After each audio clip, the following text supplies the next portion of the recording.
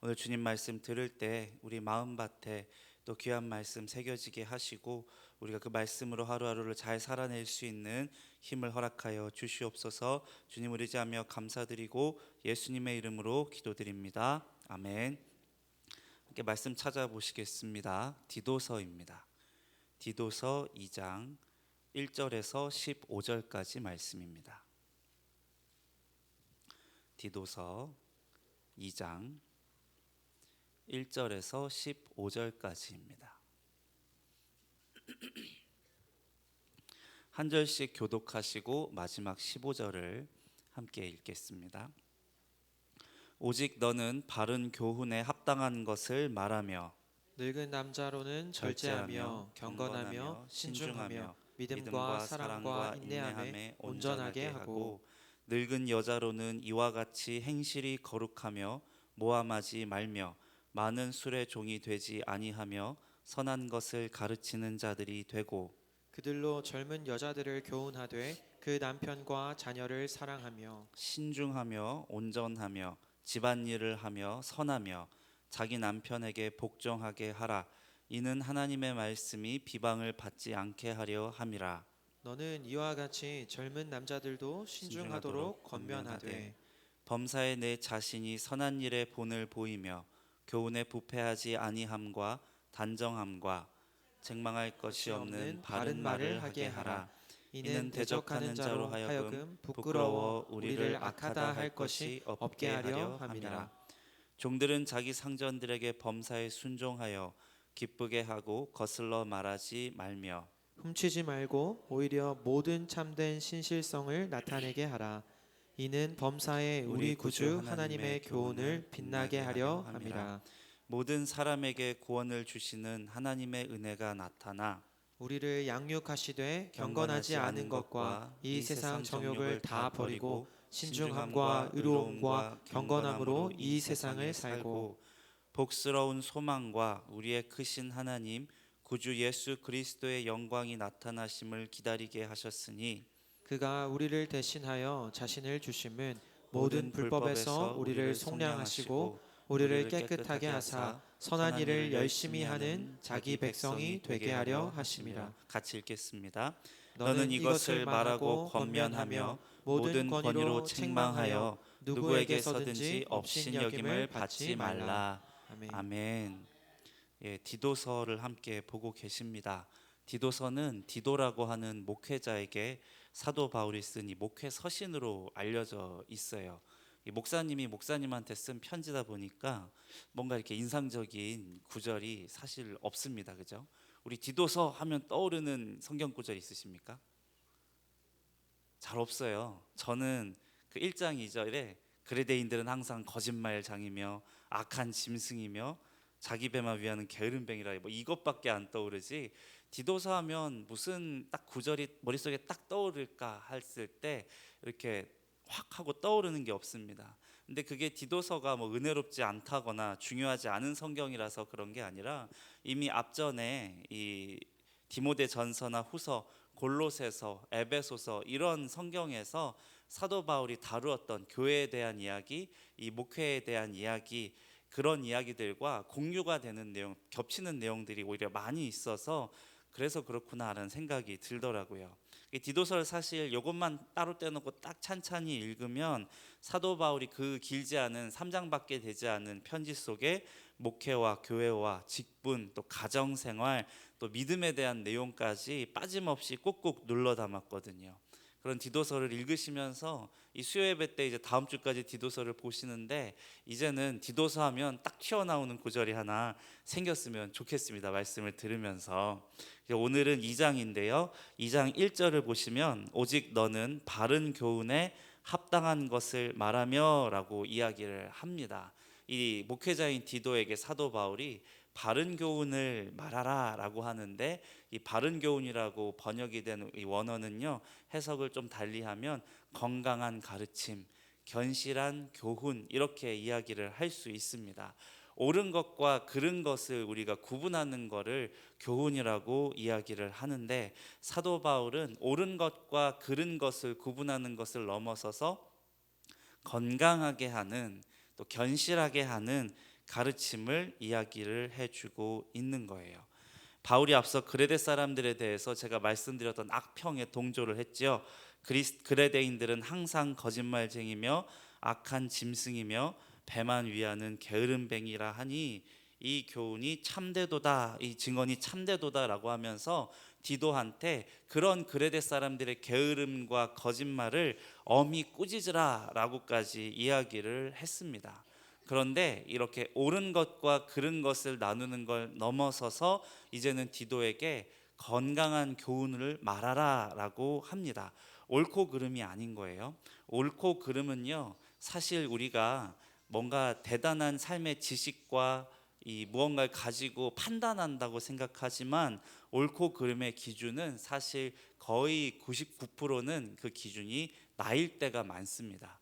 나의 경험, 나의 가치관, 내가 배웠던 곳, 내가 자라왔던 환경이 이 나의 기준이 되어서 너 틀려, 너 그렇게 살면 안 돼, 너 그거 아니야, 이렇게 이야기할 때가 훨씬 많은 거예요. 내가 좋으면 다 옳은 거고 내가 싫으면 다 틀린 게 되는 거. 이게 사실은 우리가 일반적으로 판단을 하는 옳고 그름의 이 추구성입니다. 건강한 교훈, 견실한 교훈은 여기하고는 조금 다릅니다. 그레데 사람들이 잘못됐다, 그레데 사람들이 하는 거 다 틀렸다, 그렇게 살면 안 된다 라고 판단하고 정죄하는 교훈이 아니라 이 그레데 사람들의 삶과 가정을 더 건강하고 견실하게 세우는 교훈을 말하라고 이야기를 하는 것이에요. 속이기 좋아하고 거짓말하는 거 좋아하고 자기 배밖에 모르는 이기적인 그레데 썸의 사람들이 교회 안에서 말씀 앞에서 목회자의 말씀으로 양육받아서 건강한 그리스도인으로 설 수 있도록 말하라라고 이야기를 하는 겁니다. 그리고 그 건강한 교훈의 구체적인 내용이 오늘 읽은 이 2절부터 나오는 이야기입니다. 디도서 2절과 3절을 같이 읽으시겠습니다. 시작. 늙은 남자로는 절제하며 경건하며 신중하며 믿음과 사랑과 인내함에 온전하게 하고 늙은 여자로는 이와 같이 행실이 거룩하며 모함하지 말며 많은 술의 종이 되지 아니하며 선한 것을 가르치는 자들이 되고 라고 되어 있어요. 2절과 3절에 늙은 남자로는 늙은 여자로는 이러니까 사실 좀 묘하게 기분이 나쁩니다. 그죠?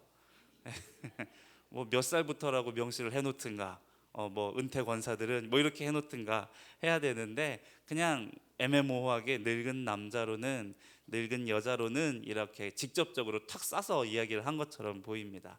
이게 사실 외국말이잖아요. 헬라어가 외국말을 우리말로 번역을 하다 보니까 이렇게 부득불 직접적인 언어가 튀어나올 수가 있어요.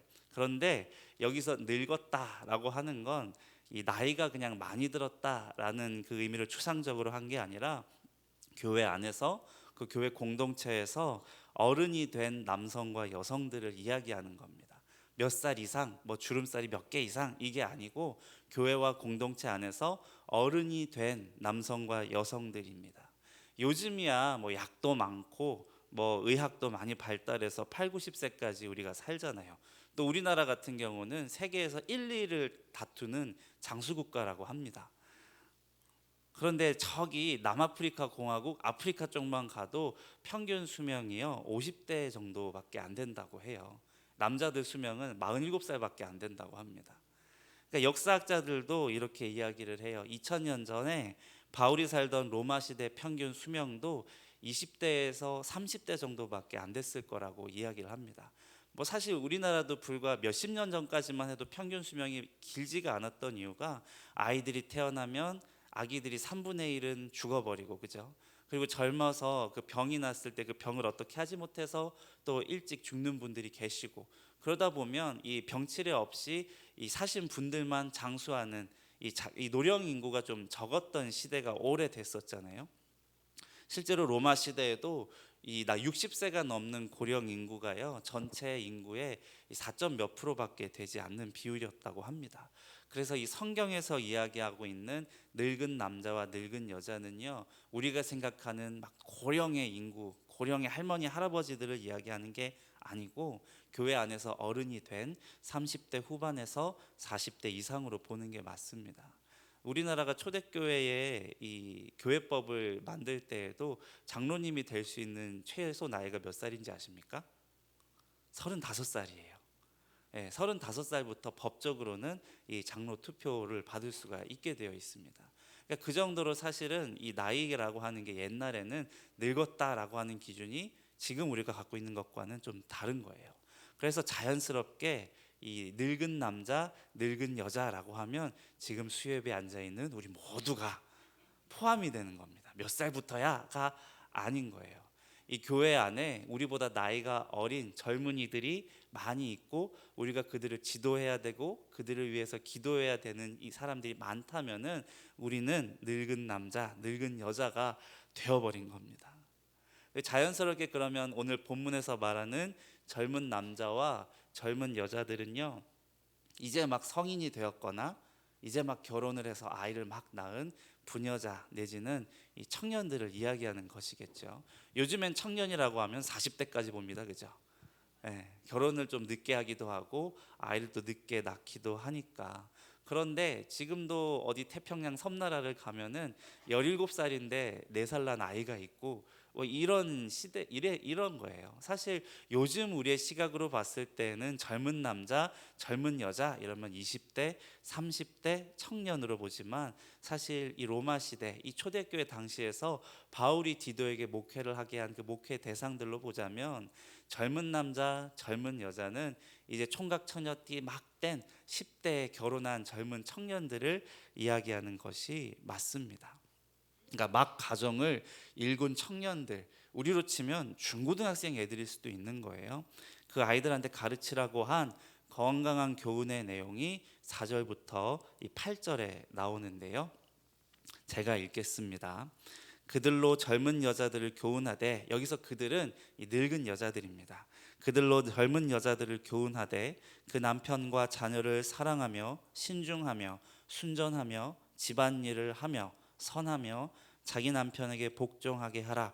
이는 하나님의 말씀이 비방을 받지 않게 하려 함이라. 너는 이와 같이 젊은 남자들을 신중하도록 권면하되 범사에 내 자신이 선한 일에 본을 보이며 교훈에 부패하지 아니함과 단정함과 책망할 것이 없는 바른 말을 하게 하라. 이는 대적하는 자로 하여금 부끄러워 우리를 악하다 할 것이 없게 하려 함이라 라고 길게 썼습니다.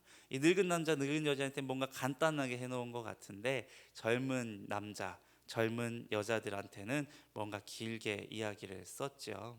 이 삶을 건강하게 하는 교훈, 이 견실한 교훈이 무엇이냐라고 하니 자신의 삶을 이 정결하게 먼저 나이 많은 어른 세대들한테 살도록 가르치고 또 그 여인들로 하여금 나이 많은 여인들로 하여금 더 젊은 여인들을 가르치게 하고 돌보게 하라라고 합니다.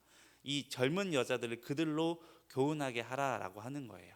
그러니까 요즘으로 치면 권사님들 보고 우리 여집사님들을 잘 교훈하십시오라고 이야기를 하는 겁니다. 근데 그 교훈의 내용이 뭐냐면 이 4절에 가정을 잘 돌보고 소홀히 여기지 말라고 이야기를 한 겁니다.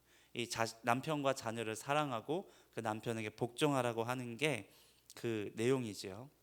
디도가 말하는 건강한 이 교훈이라고 하는 것이 결국은 젊은 사람들로 자기 자리를 끝까지 잘 지키도록 하라는 이야기입니다. 가정을 먼저 잘 지켜낸 사람들로서 젊은 사람들이 결혼해서 겪을 수밖에 없는 여러 가지 갈등들, 부부 갈등, 또 자식을 양육하며 겪는 갈등, 또 세상 속에서 살아가는 모든 갈등들을 그런 경험을 먼저 가지고 있는 경험자로서 예수 그리스도 안에서 그것을 잘 살아낼 수 있도록 교훈해라 이야기를 하는 거예요. 근데 그 이유가 여기 있습니다. 5절에 하나님의 말씀이 비방을 받지 않게 하려 함이라는 거예요. 젊은 사람들로 말미암아 젊은 여인들로 남편에게 복종하라고 이야기하는 거. 요즘에 이런 말하면 큰일 나지 않습니까?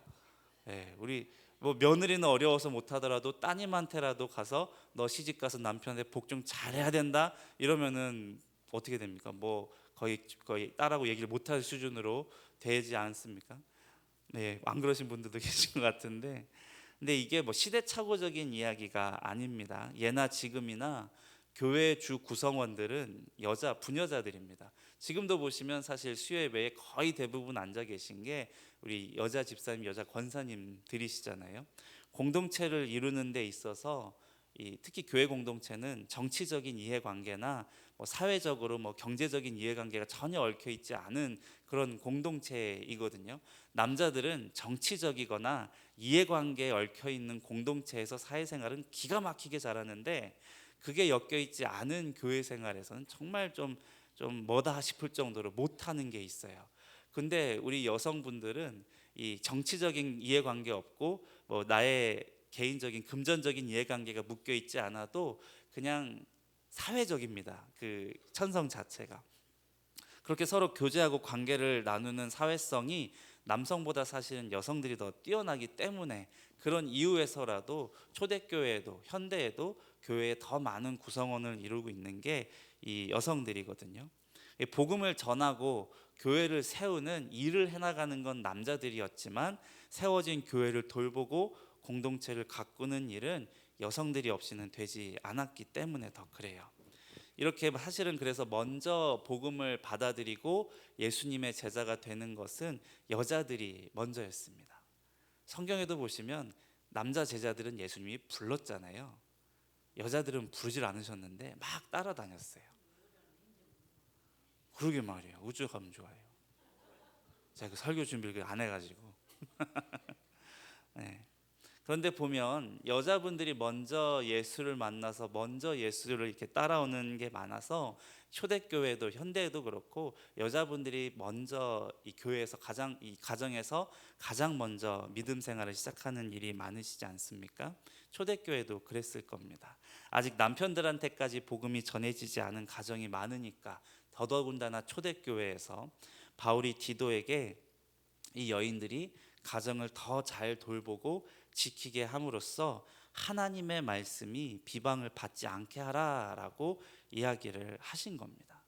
제가 강도사 때 교회에 이렇게 있는데, 오늘처럼 오전에 수요예배 마치고 나면 보통 이 목장 모임들을 하시잖아요. 여자분들이 이 목장 모임을 하는 시간이 돼서 한 2시, 3시 이렇게 교회 안에서도 3, 4, 5 모여서 막 한두 시간째 집사님들이 수다를 막 떨고 계신데, 웬 덩치 큰 남자분이 황소처럼 막 씩씩거리면서 이 교회를 돌아다니시는 거예요. 그러면서 막 정땡땡 어디 갔어? 정땡땡 어디 갔어? 막 이 옆편에 나오라 그래. 이러면서 목장 모임을 하고 있는데 온 이 교회를 소란스럽게 하면서 막 그 흥분해서 오신 거죠. 근데 이분이 교회를 안 다니시는 분이 아니라 이 주일에는 교회를 같이 오시는 남편분이셨어요.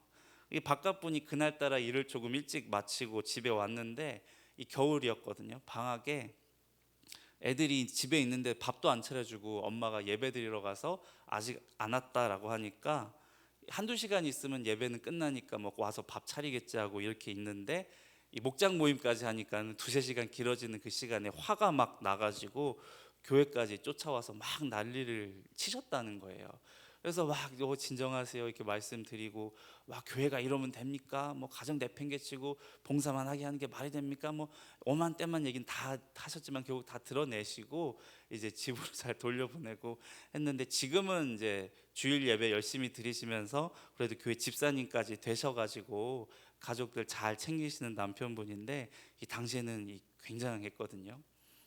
그러니까 내가 저 부인이라도 저기 다 냅두고 예배 오고 싶어지겠다 하는 그런 남편이셨는데, 그런데 이 도망가고 싶은 그 가정의 젊은 여인들을 덜어 바울이 신중하고 순전하며 집안일을 하게 하도록 하라고 하는 게 괜히 써놓은 게 아닌 겁니다. 그리고 이어서 교회 안에 있는 젊은 남자들한테는 디도가 직접, 목회자가 직접 신중하도록 권면하라라고 권면해서 7절과 8절에 이렇게 이야기를 합니다. 범사에 내 자신이 선한 일에 본을 보이며 교훈에 부패하지 아니함과 단정함과 책망할 것이 없는 바른 말을 하게 하라.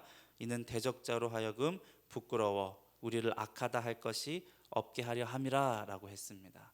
이 혈기왕성한 교회의 젊은 남성들에게는 단정하고 책망할 것이 없는 바른 말을 하게 하라라고 합니다.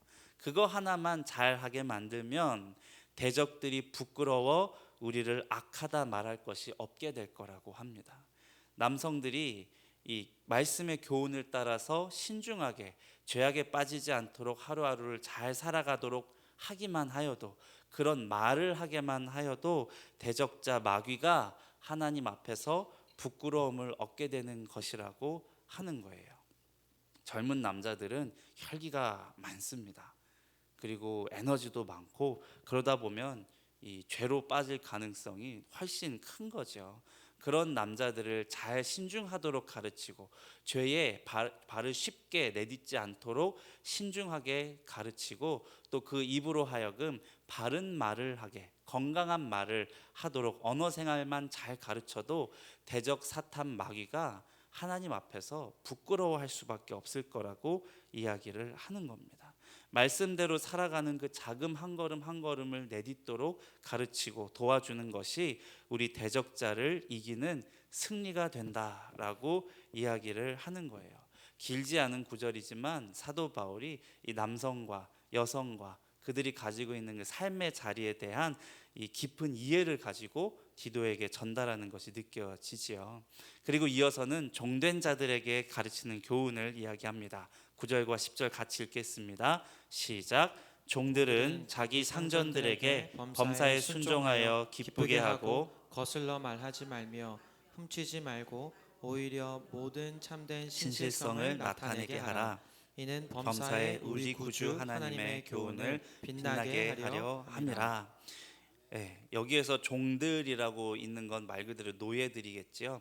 그런데 이 노예들은 우리가 옛날에 아는 것처럼 노예 시장에서 억지로 끌려 들어오고 납치되어서 집안의 노예로 있는 사람들인 경우도 있었겠지만, 사실 오늘날로 치면은 이 직업적으로 그 집에 취업을 한, 그 가정에 취업을 해서 이 숙식을 제공받고 이 월급을 받는 그 사람들도 노예에 해당을 합니다. 그래서 이 본문은요, 현대에 이르러서는 그리스도인의 직업 윤리하고 연결지어서 해석을 합니다. 이 상전에게 범사에 순종해서 기쁘게 하고 거슬러 말하지 말고 참된 신실성을 나타내라라고 하는데, 그 목적이 내 밥줄이 걸린 일이니까, 아니면 내가 승진을 해야 되니까, 내가 월급을 더 받을 수 있으니까가 아니고요, 우리 구주 하나님의 교훈을 빛나게 하기 위함이라고 이야기를 하는 겁니다. 종들에게 이 직장에 가서 일을 할 때에도 하나님의 교훈을 빛나게 하고자 하는 목적으로 더욱더 열심히 그 상전을 기쁘게 하라라고 하는 겁니다. 이건 다시 말하자면 구원을 위해서 그 일을 다하라라고 이야기를 하는 거예요.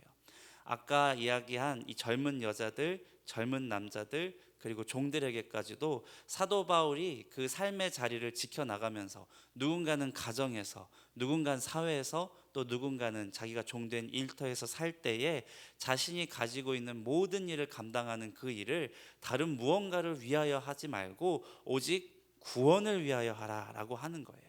하나님의 교훈을 빛나게 하기 위해서라고 하는 것이 구원을 위하여 하라는 겁니다. 하나님이 우리에게 허락하신 각자의 자리가 있지요. 저에게는 목사의 자리, 또 남편의 자리, 아버지의 자리, 아들 혹은 사위로서 삶의 자리가 각자 이렇게 있습니다. 우리 성도님들께도 엄마의 자리가 있고, 아내의 자리가 있고, 딸 혹은 며느리로서의 자리와 또 일터에서 맡기신 그 자리가 다 있으실 거예요. 이렇게 하나님이 허락하신 모든 삶의 자리에서 이 말씀이 주시는 건강한 교훈대로 살아갈 때, 그 교훈은 결국 구원을 위해서 모든 일을 하라는 것인데, 그렇게 살아갈 때 하나님의 말씀이 비방을 받지 않고 대적자 사탄 마귀를 부끄럽게 하며 구주 하나님의 교훈이 빛나게 된다고 바울이 이야기를 해주고, 또 그것을 가르치라라고 말을 하는 겁니다. 근데 우리가 살아가는 모든 삶의 자리에서 내가 아빠로 살아갈 때, 내가 아들 혹은 사위 혹은 며느리, 딸로 살아갈 때 그 삶의 자리가 내팽개치고 싶고 당장 내버려 두고 싶고 도망가고 싶은 그 자리라고 할지라도, 거기를 견실하게 신실하게 잘 지켜내면 하나님의 교훈이 빛나게 되고 주의 말씀이 비방을 받지 않으며, 그로 말미암아 구주 그리스도의 복음과 영광이 퍼져나간다는 것을 이야기하고 있는 거예요. 예수님을 안 믿다가 믿는다고 해서 그 삶의 자리가 막 대단하게 변하지 않진 않습니까? 예수 믿기 전에 가난했다가 예수를 믿고 나니까 바로 무슨 잭팟이 터져서 부자가 되었어요. 이렇게 이야기하시는 분들이 많이 있진 않습니다. 여전히 내 가정은 그대로고 내 삶의 직장도 그대로고 가난했던 삶도 사실은 그대로일 가능성이 많아요. 하지만 11절 이르는 말씀처럼 모든 사람에게 구원을 주시는 하나님의 은혜가 나타나서 12절 말씀처럼 우리를 양육하신다라고 이야기를 합니다. 우리가 예수 그리스도를 알기 전에는 살기 싫고 내팽개치고 싶었던 그 삶의 자리는 그저 나를 어렵게 하고 짓누르게 하는 그 자리였을 뿐이지만 예수 그리스도를 만난 그 다음부터는 모든 사람에게 구원을 주시는 하나님의 은혜가 나에게 나타나서 나를 양육하는 그 삶의 환경이 된다고 이야기를 하는 겁니다. 예수를 만나는 순간부터 우리에게 주어지는 모든 하루하루 순간순간 사건들이 하나님께서 나를 양육하시는 그 시간이 된다는 겁니다. 제가 필리핀에 이제 17살 때 이제 갔다고 말씀을 드렸잖아요. 그때 2002년이었는데 월드컵 바람하고 동시에 막 조기 유학 한창 그 바람이 불어서 어떻게 그 바람에 저희 어머니가 편승을 했던 것 같아요. 근데 돈이 없는데 유학을 보내놓으니까 그냥 가가지고 할 것은 손가락 빨고 우는 일밖에 없었어요. 2002년에 가서 선교사님의 선교사역을 도우면서 그렇게 대학 4년을 다녔는데 정말 돈 있는 집 자식들만 가야 되는 그 유학을 이 폐지 줍는 집에서 자란 애가 가려고 하니까 얼마나 괴로웠는지 홀로 이게 내던져졌다는 느낌, 그리고 부모님께 저희 어머님께 제가 2번 버림받은 것 같은 그런 생각을 하기도 했었습니다. 그때 13층짜리 콘도에서 살고 있었는데 우울증이었어요. 지금 생각하면 예전에는 우울증 이런 걸 잘 몰랐으니까요. 하루에 2-3번 옥상에 올라가서 여기서 내가 지금 뛰어내려야 되는데 막 한 1시간 고민하다가 이제 내려오고, 그러니까 하루하루가 너무나 괴로웠었어요. 살아가는 것이 버겁다, 힘들다 하는 그 표현을 그때는 하루가 멀다 하고 마음속으로 이렇게 외쳤던 것 같습니다. 이 더운 나라에서 이 부모도 없고 친척도 없고 홀로 혼자서 꾸역꾸역 그렇게 살다가 한 반년 정도 이렇게 지났을 때 믿음도 없이 선교사님이 억지로 예배는 가게 하셔가지고 주일 예배, 저녁 예배, 수요 예배, 금요 예배, 토요일 청년 예배까지 이게 일주일에 5번 예배를, 교회도 생판 주일학교 1번 겨우 다니던 애가 믿음도 없이 요 5번을 이렇게 오가면서 선교사님의 그 잔소리 섞인 설교를 막 2-3시간씩 듣고 했거든요. 그런데 불현듯 11절 말씀처럼 모든 사람에게 구원을 주시는 하나님의 은혜가 나타나서 제가 예수를 믿고 또 성경 말씀을 보기 시작을 했습니다. 그렇게 수개월 만에 예수를 믿었어도 여전히 필리핀이라고 하는 환경, 내게 있는 가난이라고 하는 외로운 환경은 하나도 변하지 않고 여전히 나를 힘들게 했습니다.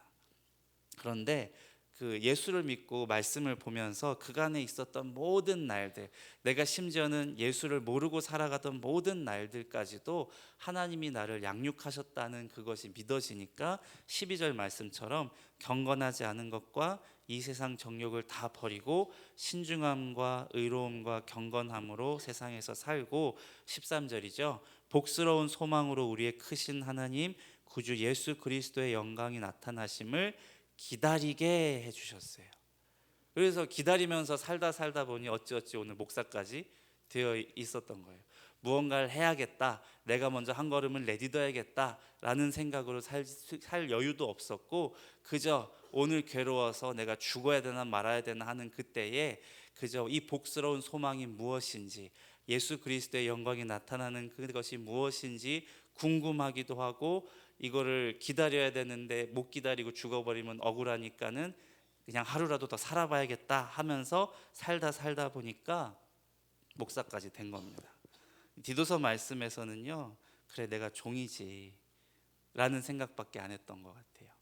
그리스도와 함께 죽었던 종으로 사는 것이고 언젠간 복스러운 날이 오겠지라고 하면서 선교사님하고 같이 살면서, 무서운 선교사님이라 사실 굉장히 마음이 어렵고 정말 힘에 겹고 버거운 날들도 많았는데 그냥 말씀 보면서 입 다물고 순종하라고 하니까 하는 거야 라고 하는 걸 배워왔던 것 같습니다. 불합리함 속에서 그 예수 그리스도를 만나니까 그 하루를 그냥 받아내는 법을 배우고 입 다물고 그냥 순종하는 법을 그때 하루하루 배웠던 것 같습니다. 죄를 아예 안 짓는 그런 순결함은 없었지만 내가 지은 죄가 너무 부끄러워서 하나님 앞에 늘 울면서 불쌍히 여겨달라고 기도하는 법을 배웠고요. 그리고 늘 미워하면서 용서하지 못했던 우리 아버지를 생각하면서 아버지와의 관계에 어찌됐든 그 영혼 불쌍히 여겨주시고 우리 아버지 구원해 주세요 라고 하는 그 기도를 하면서 하나님이 허락하신 아들의 자리 겨우겨우 하루하루 지켜냈더니 그래도 제가 간증하는 것처럼 저희 아버지가 나중된 자로 가장 먼저 천국에 가는 가장 복스러운 소망을 얻지 않으셨습니까? 예수 믿는 자들에게 이렇게 바울이 디도를 향해서 권하고 가르치고 말하라 라고 했던 모든 교훈이 사실은 이것으로 귀결됩니다. 하나님이 살게 하신 그 삶의 자리를 잘 지켜내라라고. 그것이 때로는 내가 져야 할 십자가처럼 무거울지라도 그 십자가를 지고 잘 버텨내면 그것이 하나님의 말씀을 비방을 받지 않게 하는 것이요 예수 그리스도의 영광을 나타나게 하는 가장 복스러운 소망이 될 것이다 라고 이야기를 해주고 있는 겁니다. 우리의 인생은 다 병들어 있습니다. 그죠? 예수 없는 인생은 병든 인생이에요. 그 인생을 건강하고 견실하게 세우는 교훈, 이 말씀으로 내가 예수 믿는 한 사람으로 오늘 하루를 잘 살아갈 때 그 삶의 자리에서 나에게 주신 나의 가족과 또 나의 일터의 동료들과 또 나의 교우들, 이웃들이 예수 그리스도를 바라보는 그 그리스도의 영광이 나타나는 데까지 이르게 될 것이다 라고 이야기를 하는 것이에요. 이 말씀의 권위가 너무 놀라운 겁니다. 하나님이 우리를 양육하고 계시다고 디도서는 이야기를 합니다. 그리고 때로는 그 말씀으로 우리를 책망하시고 우리를 양육하시고 하는 이 모든 것이 건강한 교훈, 바른 교훈입니다. 그리고 이 바른 교훈이 선포되는 교회와 공동체 또 그런 목사님이 계시다는 것이 우리가 항상 감사해야 하는 기도 제목인 거예요. 가정 내팽개치고 싶어서 도망을 가고 싶을 때에도 달려와서 나를 붙잡아주고 나를 위로해 주는 것, 내가 일을 못 해먹겠다고 그만두고 싶을 때 아무도 입 다물고 아무 말도 안 해줄 때 다가와서 오지랖 떨면서 그 일 해야지 네 가족이 먹여 살지 않겠냐고 이야기해주는 공동체, 우리의 삶을 건강하게 해주는 공동체가 우리가 항상 감사해야 되는 기도 제목인 겁니다. 그래서 하나님이 우리에게 주신 그 삶의 자리에서 오늘 말씀에 이른 것처럼 절제하고 경건하고 신중하며 거룩한 행실로 선한 것을 가르치는 사람을 되기까지 잘 인내하는 저와 우리 성도님들이 되었으면 좋겠습니다. 때로는 나 자신이, 때로는 가장 사랑했던 내 가족이, 또 가장 친근했던 교우가, 나를 먹고 살게 해주는 그 직장의 상사 동료들이 나를 힘들게 하고 그 자리를 내버리고 도망가고 싶어질 정도로 날 괴롭혀도 우리 구주 하나님의 교훈을 빛나게 하기 위해서 참된 신실함을 지키며 오직 구원을 위해서 참고 인내할 수 있는 그 하루하루를 살아낼 수 있는 힘을 성령님께서 허락하시기를 예수 그리스도의 이름으로 축원드리겠습니다. 함께 찬양하고 기도하시겠습니다. 찬송가인데요, 내 주를 가까이 하게 함은, 함께 찬양하시겠습니다.